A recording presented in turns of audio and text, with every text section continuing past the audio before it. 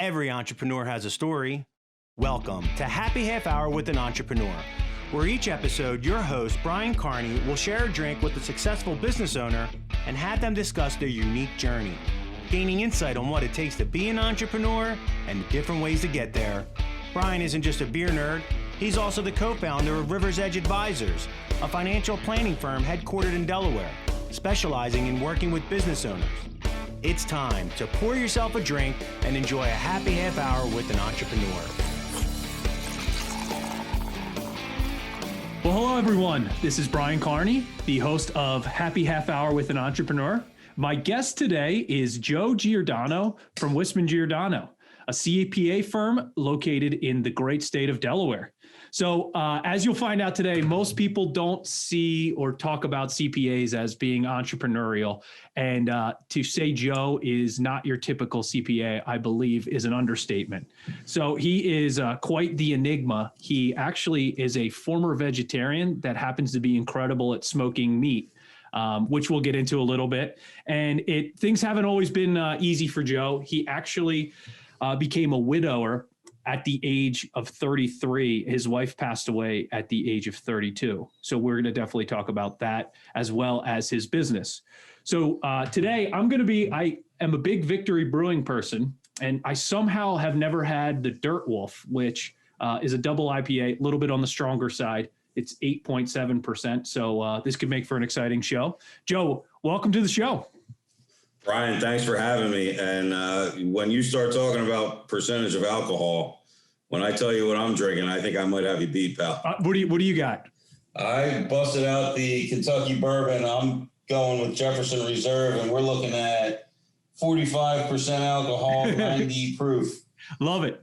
Well, thank you. Cheers. I think I got about 2.5 fingers here. Cheers. Perfect. All right. So let's jump in first tell us a little bit about your business and your firm.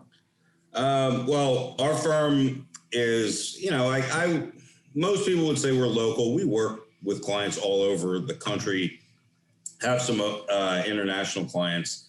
We do basically all the things a CPA firm does.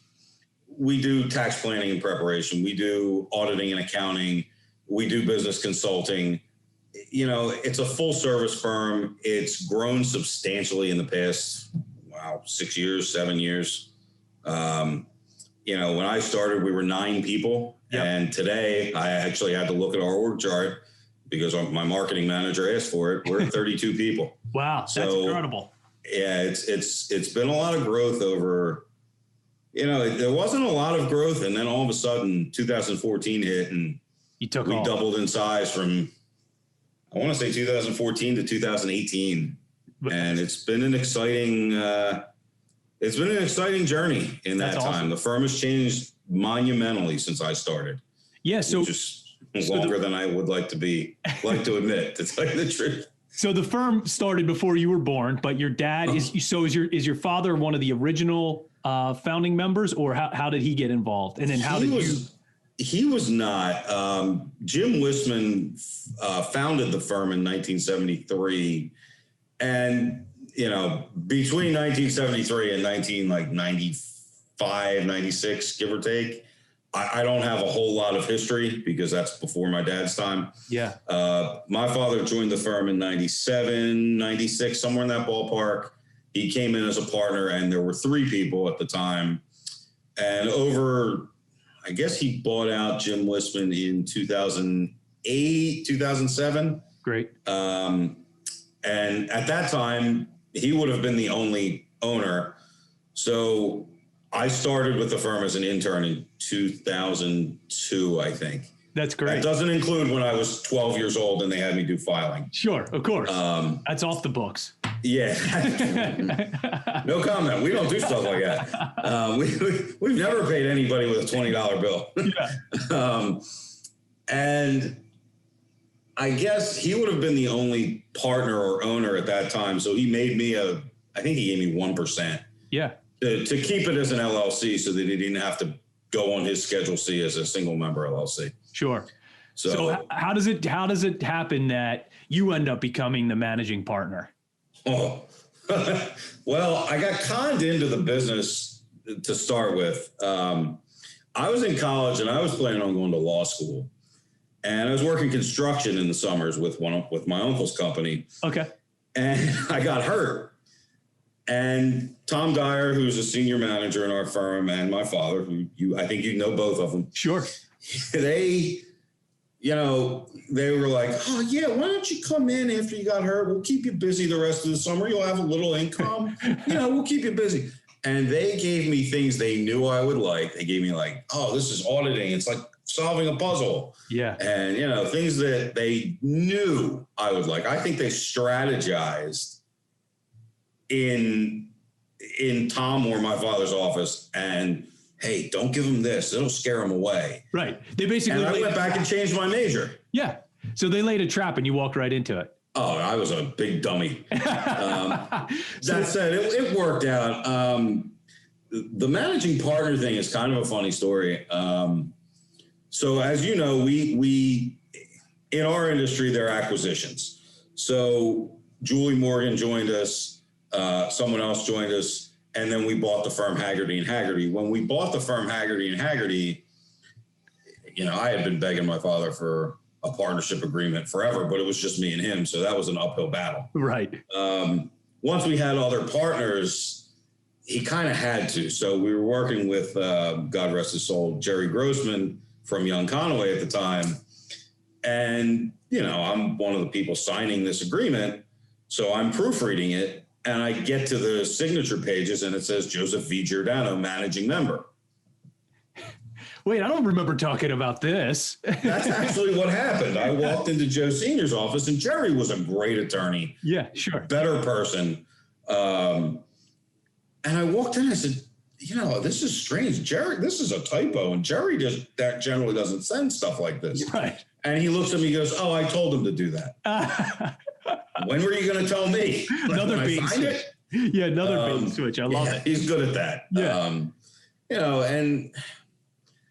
Managing partner it's the job it's different, but I don't know. I'm not much for titles. Never have been. Everybody. Our business is simple. You get a client, you take really good care of them, you bill and collect. Yeah. And they don't. Right. It's not. I don't think it's rocket science. I think accountants tend to run their business like accountants. Yeah. And, I've always been of the opinion that if you wouldn't advise your client to do something, why are you doing it? Right. Good point. Very good point. So I don't know. It always it was weird to me that, realization is X. Client doesn't care about that. Yep. What's the market value?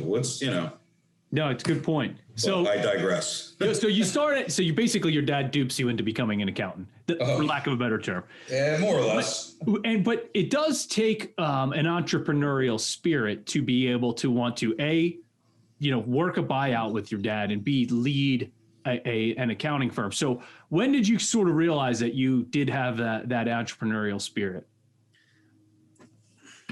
I kind of grew up with it. I saw my dad. My grandfather had a business. He had a plumbing business.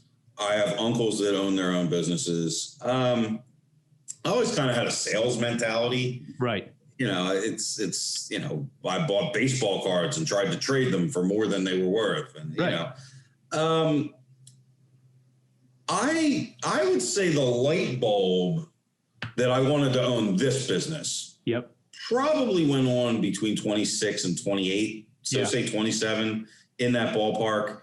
I don't know that I was ready to be managing partner. Some days I don't think I'm ready today. And other days I think, this isn't so bad. Yeah.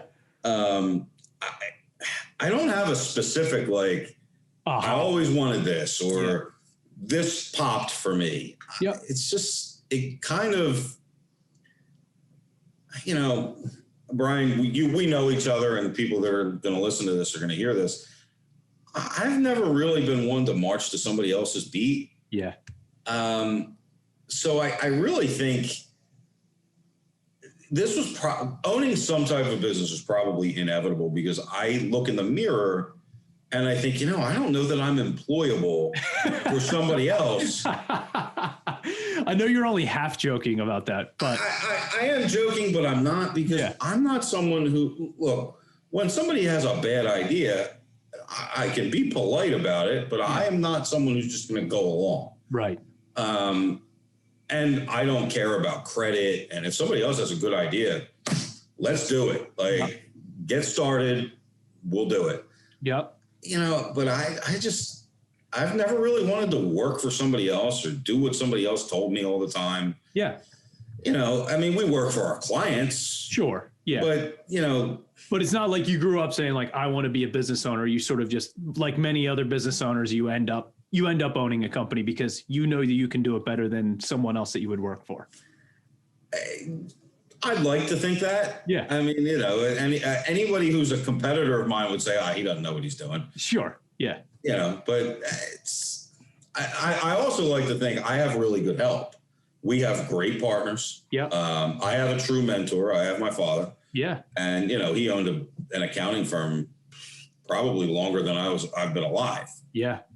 So I think we're right near the end of our busy season. Yep.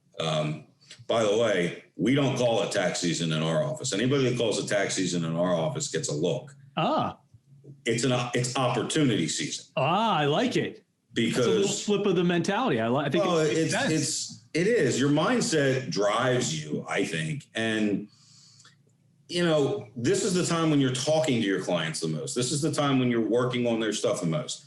This is an opportunity to be closer to your clients, to help people more, to get other opportunities, whether it's from your existing clients or from, you know, a referral from a client or whatever the case may be. That's interesting flip of the mentality, because it seems like you take it from less of a, hey, we're counting down the days on a calendar to tax filing deadline and just trying to grind it out every single day, and more of, hey, this is our opportunity to shine. This is where we can really provide value to our clients. And this is what they pay us for. Is that sort of the way it goes? That's more or less, yes. That's really interesting. That's a small tweak, but a huge outcome. It really is. Look, the reality is opportunity season is taxing. Right. In more ways than one. And I did that on purpose. Yeah. Dad joke, right on time. You know, it does. It takes its toll. It is long hours. It is a lot of deadlines, and it is stressful.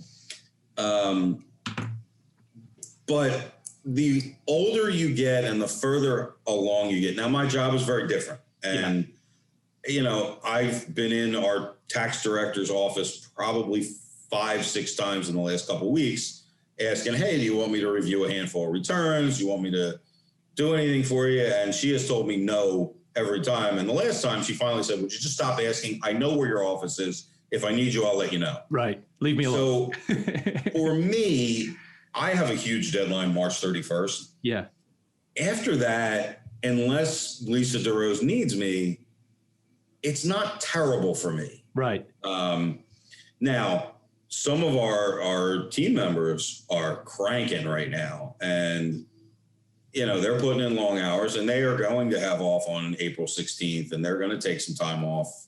Yeah. You know, I know this year the tax deadline is May 17th, but, you know, first quarterly estimates still due April 15th. Good point. So for us, the overwhelming majority of individual tax returns we do, they owe taxes, and most of them pay quarterly estimates. So that extension didn't do anything for us. Yep. So yeah, that makes a lot of sense. So you mentioned it a couple of times. You have partners. I have a business partner, so I know how, and he would say the same, how challenging that could be. Right. It is in a ways a lot like a marriage where there's highs and lows, and you have to work together, and you have to, you know, spend time on your relationship. So you have multiple partners, and one of them is your father. How's that dynamic, and how's that all work out for you? There's two answers. There's two sides to this answer. So I'm going to answer the first one about other partners first. Honestly, for us, it's really been great. How many partners total? We have today, we have 3 equities, and, you know, if you want to count Joe Senior, 3 non-equities. Okay. So to me, it's 6 partners. Sure. You know, if we have, when we have partners meetings, there's 6 people in the room. Got it. Though each one of them has brought unique perspectives, unique experiences, unique specialties. Yeah. And they've really added to the firm and our ability to serve more clients. On top of that, the majority, look, you and I know this, I'm the youngest partner. I won't say by a mile because Lisa would kick me in the chin. But I am the youngest partner, you know, by a solid number of years. So having that experience to lean on is helpful and it's very, very valuable. So from my perspective, it hasn't really been challenging. The bigger challenge is working with my father. Now, look, it's a blessing. He's not going to listen to this. Don't worry about it. No, it's fine. I would say anything that I'm going to say to you, I would say to these people. Yeah. I am blessed to see my father almost every day because there are a lot of people that don't get that opportunity. Good point. That said, we're both pretty stubborn and we're both Italian males. So early in my career, I was fired a lot. And by a lot, I mean 27 times my first year. Wow. I mean, it's record breaking. I'm not sure anybody could touch that. That's amazing. But, you know, like the Mark Twain quote goes, you know, when I was 18, my father was the most ignorant man alive. Now that I'm 28, it's amazing what he's learned in 10 years. You know, we find that we agree more than we used to. But it is challenging because, you know, look, he's in his 47th tax season, I think. Maybe it's 48th. I've lost track. And that experience you can't replace it.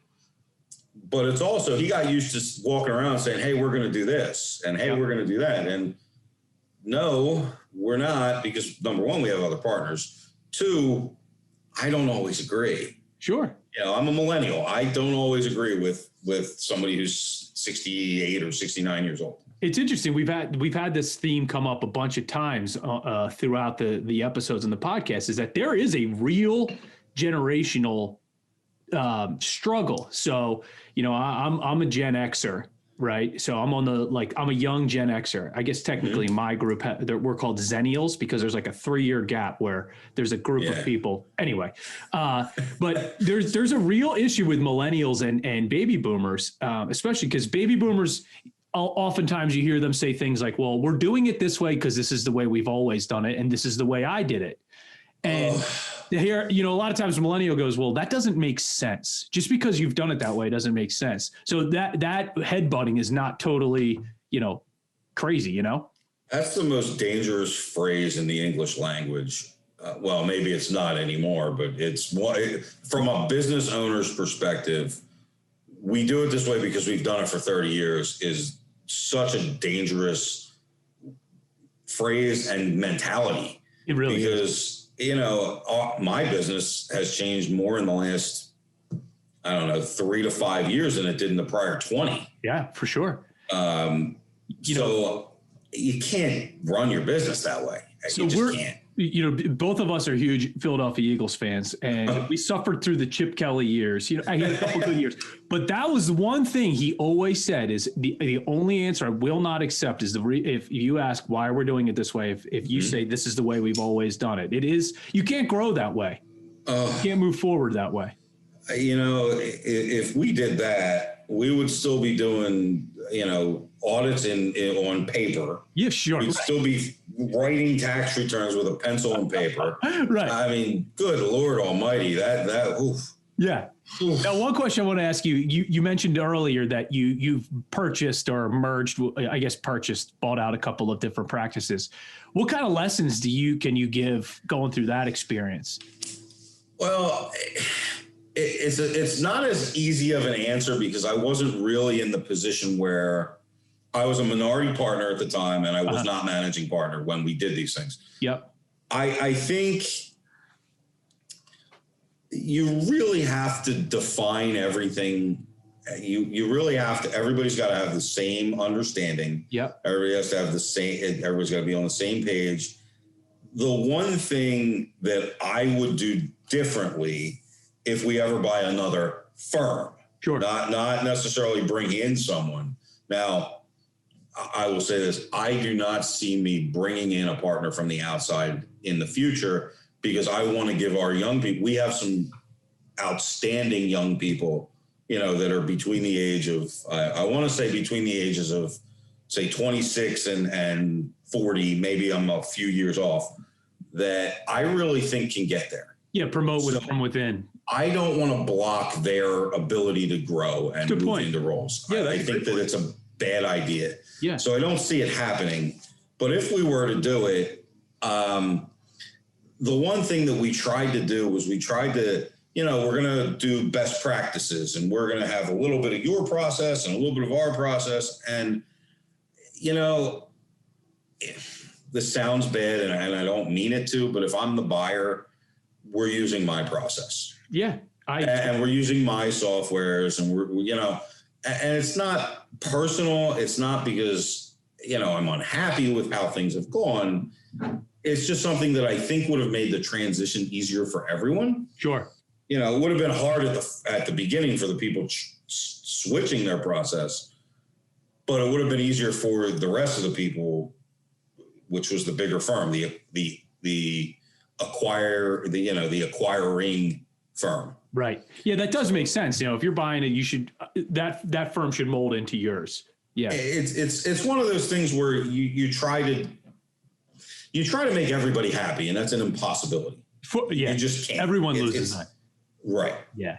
So what do you see some of the common mistakes that the firm's clients that own companies, your business owner clients, what are some mistakes that you see them making that you would sort of caution other people that own companies to not to do? Well, I think any business owner should build their team first. And that's, CPA, financial planner, attorney, if you have insurance broker, going down the line, I think you need to build your team of advisors. Yeah. Because very rarely is anyone able to be the advisor for everything. Yeah. That doesn't make sense most of the time. Very, very, very rarely. I think I've seen it maybe once in 19 years of a career. Right. Give or take, maybe. Yeah. But that's the first thing. The thing that frustrates CPAs most is when our clients make decisions to do things that have a major impact, whether it's on taxes or on their business or whatever, without calling us before they finalize a deal. Yeah. And it doesn't mean it's a bad decision. Yeah. But it's really hard to give advice on taxes or hey, you got to be careful of this with this deal. Yeah. Before you do it, because if this happens, it's going to have a negative impact on your business. Yeah. That's the biggest mistake I see made. Yep. I like to think that as a firm, we've done a better job of getting our clients, hey, call us ahead of time. Let us read the agreement, and we might have a few pointers. Yeah. We're not attorneys. We're not going to look at it from a legal perspective, but. Yeah. You bring up a good point, and I think you talk about the team and building that team and doing things proactively as opposed to reactively. I think one of the things that most business owners really need is they need their team working together. And it does sound obnoxious when you say you need a team, but you do, and you need them all to communicate and have a good relationship with each other. It's never good to have your accountant saying that your financial planner is an idiot or vice versa, and have them fighting in a room. You really need to get everyone on the same page to begin with. And I think that's a way to have a successful future. It is. And I've talked to some people about this, and Brian, we have a mutual client or two. Yeah. And I've told them, look, I'm not a financial planner. Right. You cannot ask me what you should be invested in, or, I want to retire by 58. How do I do it? That's not my specialty. Right.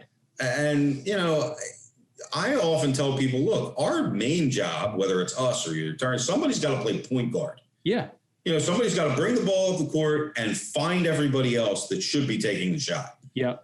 Now, I did notice that you didn't say quarterback because you're on record saying that you hate that phrase. Is that accurate? Is that why you use point guard as opposed to quarterback? No, I'm more of a basketball fan than a football fan. Okay. I like football, but it's the quarterback, especially in today's game. I guess the point guard is the same thing. They tend to not pass as often. I mean, I look at Lamar Jackson and he's running the ball as often as he's passing, which is fine. That works for the Ravens. Yeah. But you lose a little bit on the analogy perspective. I get it. I'm with you. You do. I see point guards as like John Stockton and Maurice Cheeks. Yeah.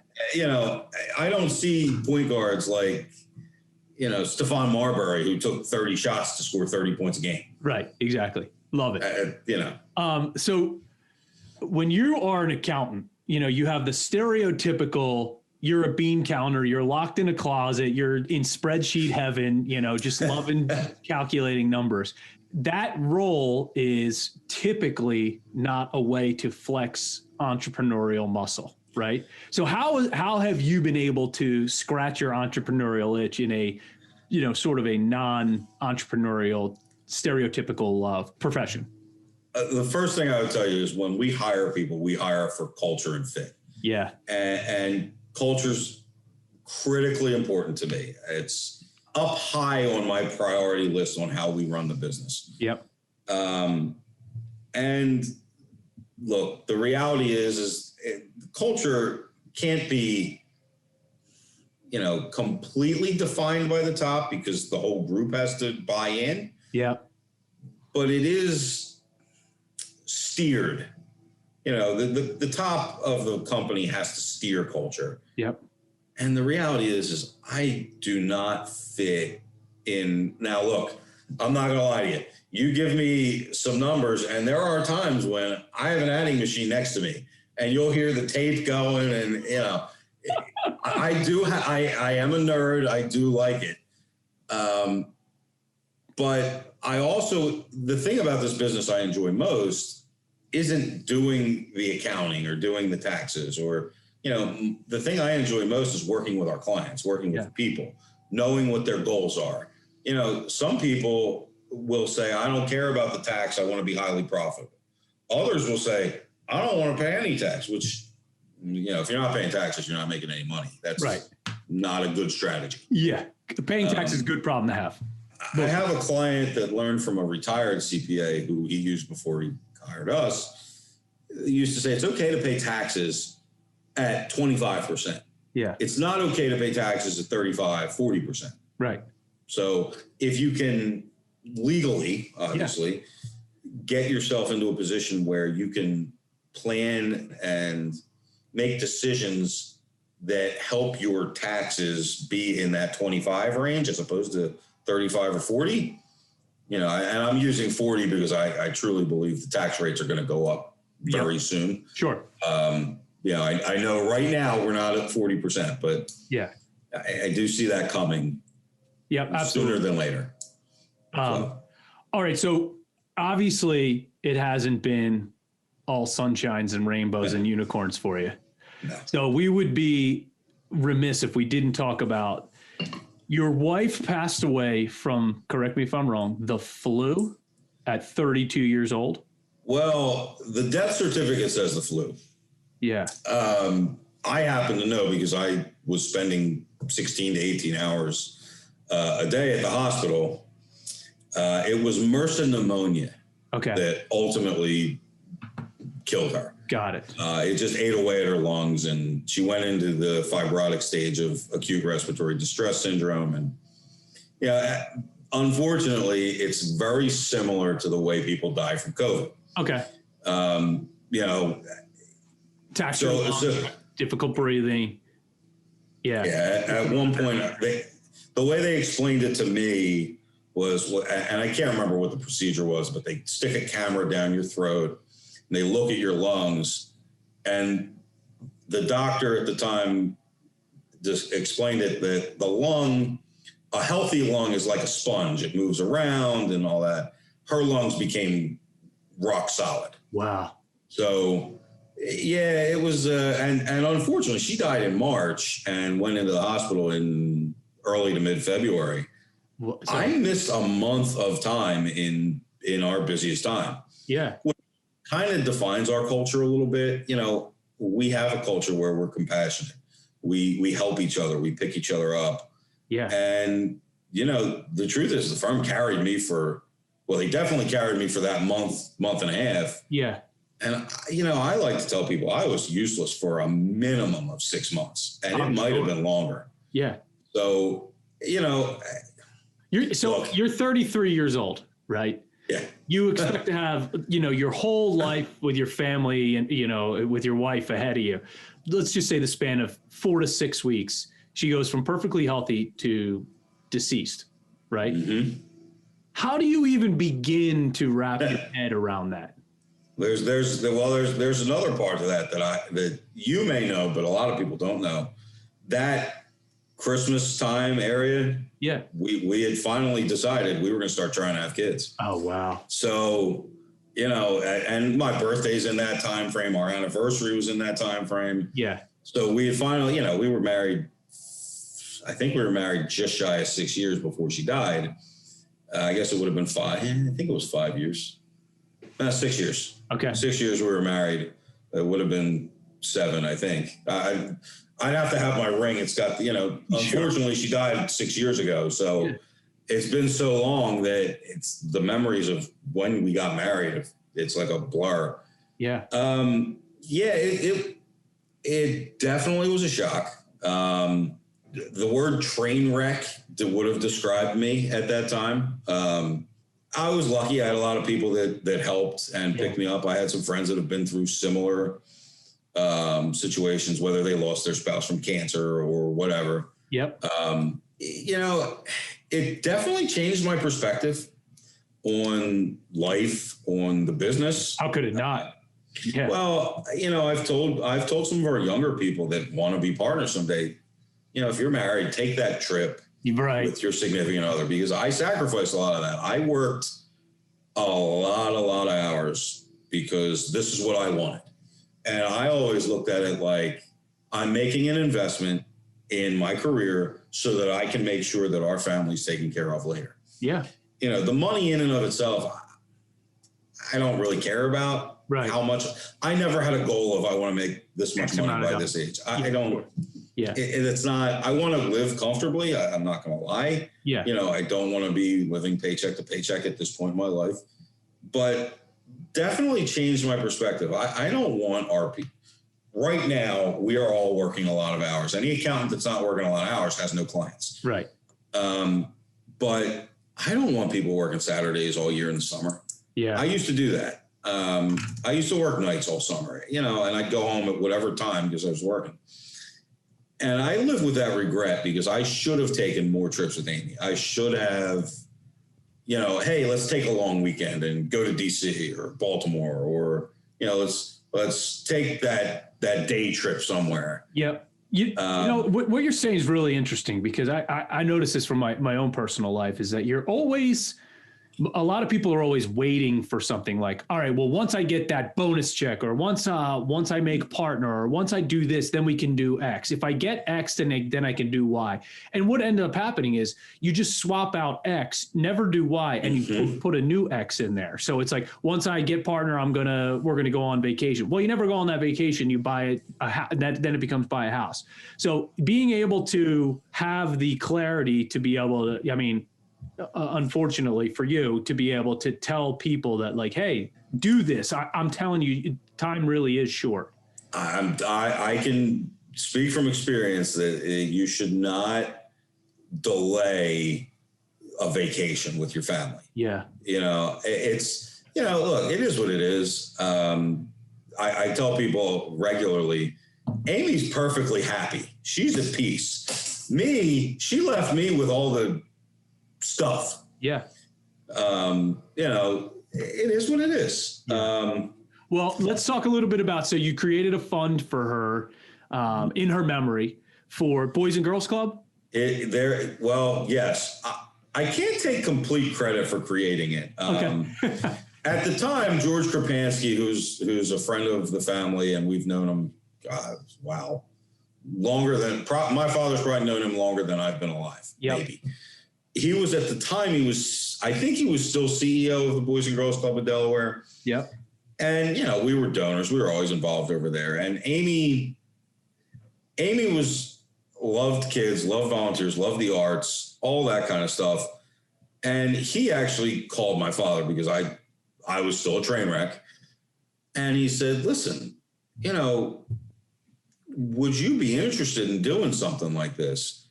And, Joe Sr. talked to Mom, and then they said, yeah, it'd be a good idea. And then they talked to me because it was a good idea to talk to me together because I was just not.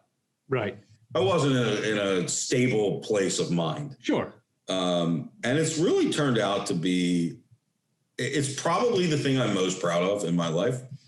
We've been able to raise a lot of money. We've been able to help people. The truth is I am very passionate about helping other people, which, I don't have the meticulous hands to be a doctor or a nurse or anything like that. Right. So I always looked at it like, well, I'm helping people, whether it's with saving money from taxes or being more profitable or helping them put more money away for retirement or, hey, call Brian Carney or, hey, you need to make some investment choices and I'm not the person. Call Brian. Right. Which we appreciate. As accounting firms, we generally have a handful of people in your industry, a handful of attorneys, a handful of, everything. Yeah.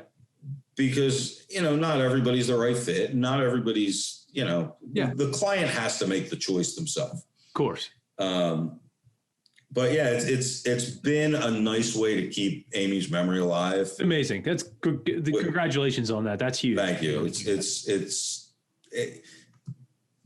I've been pretty blessed. I've had some successes in my life. That's the one that obviously I would trade the fund to have Amy. Of course.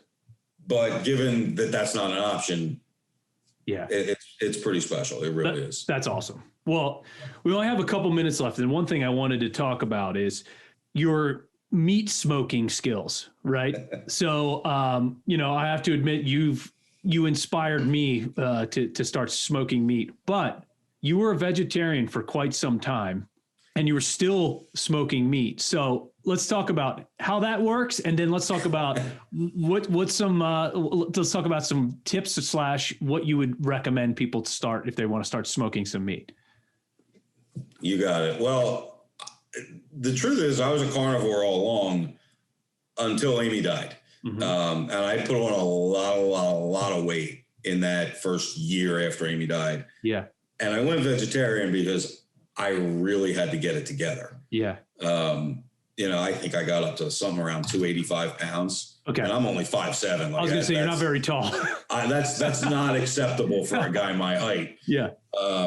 So that was the reason I went vegetarian, was really to drop the weight. And once I got to a certain number, I started eating fish again and then chicken and then turkey. And now I'm, I won't say eat whatever I want, but yeah, sure. I grilled a few ribeyes last night. So, perfect. As far as smoking, I started on a Weber Smoky Mountain. Okay. And it was, I think it was a couple $100 at the time. And it was just something that, hey, I need an adult hobby that's healthy. Right. So I started that and, I would do pork butts and whole chickens and things like that.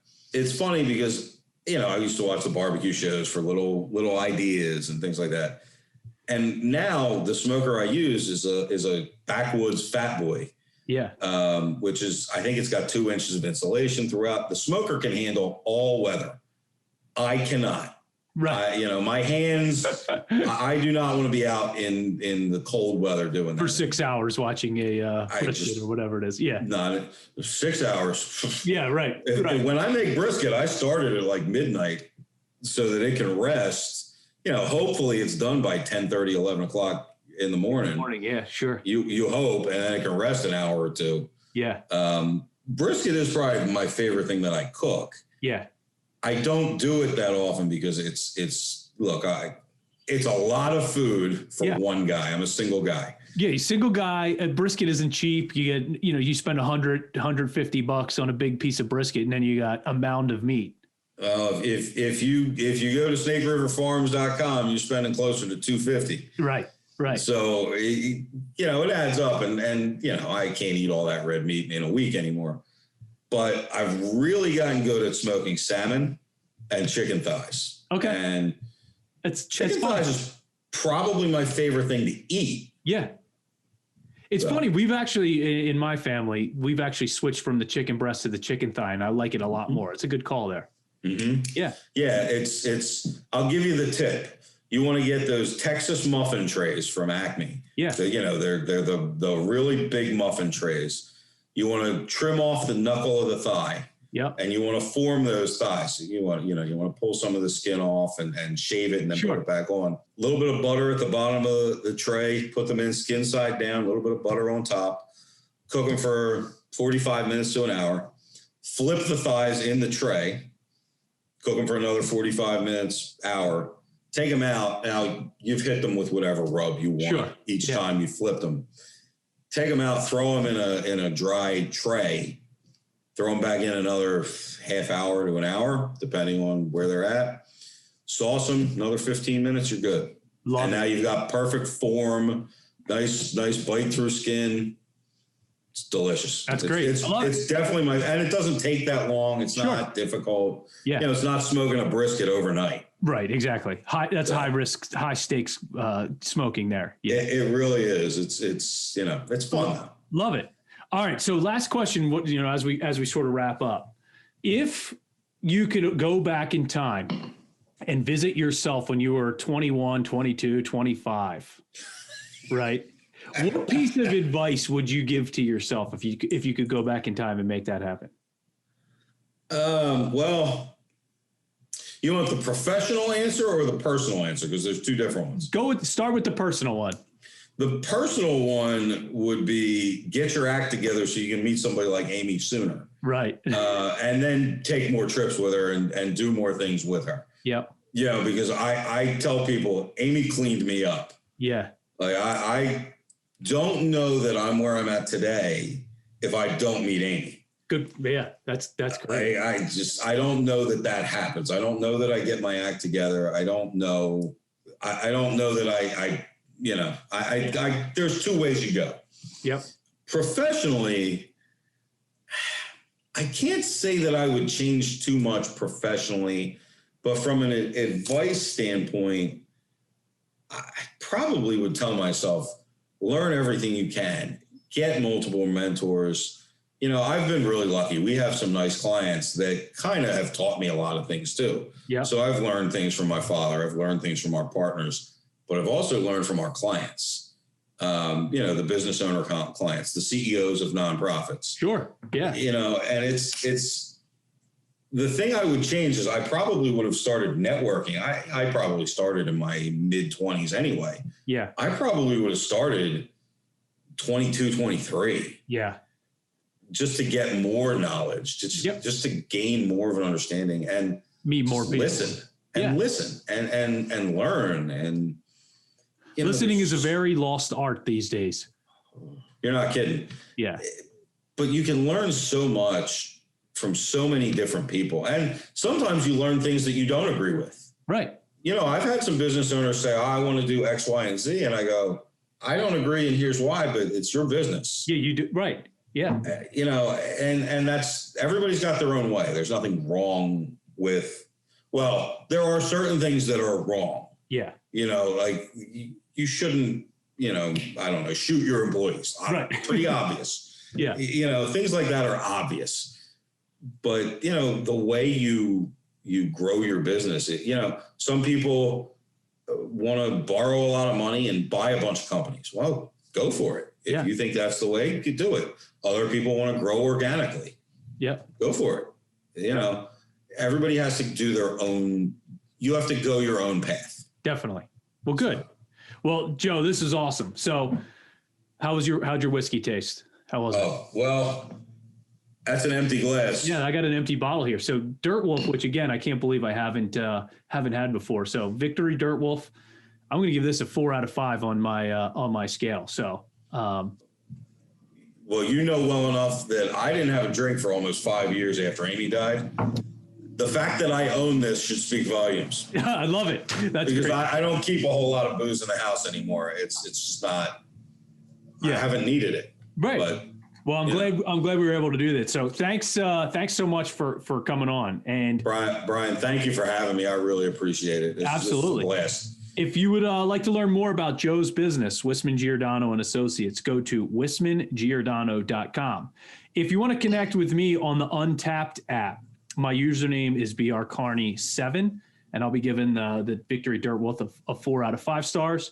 And to learn more about how my firm helps business owners with their financial planning, visit riversedgeadvisors.com. And finally, to hear past episodes of the podcast, go to happy-half-hour.com. Joe, thanks so much, and cheers to you. Cheers, Brian. Thank you. Enjoyed it. Thank you for listening to Happy Half Hour with an Entrepreneur, sponsored by Rivers Edge Advisors. For more information on how Rivers Edge Advisors can help you, visit their website at riversedgeadvisors.com. If you'd like to connect with Brian Carney for business advice or just to share a beer, follow him on Instagram at riversedgeadvisors_LLC.